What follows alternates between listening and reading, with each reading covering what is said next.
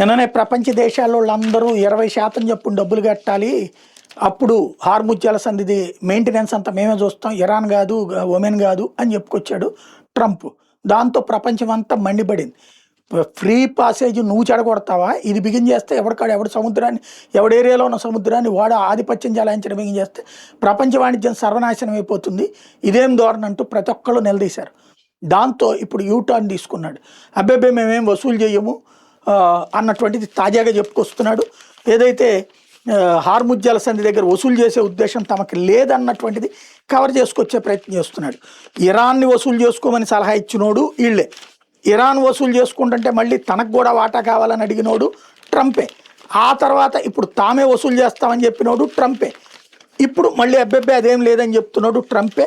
ఓవరాల్గా కథలు మార్చడంలో సిద్ధాస్తుడు.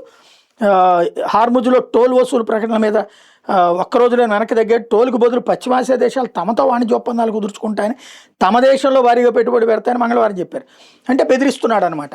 మా దేశంలో పెట్టుబడి పెడితే మీకు హార్ముజ్ ఫ్రీ, లేకపోతే కనుక మేము గొడవలు సృష్టిస్తామని. ఇది ఇలాంటి బ్లాక్ మెయిలర్ ప్రపంచంలో ఇంకెవడ ఉండడేమో.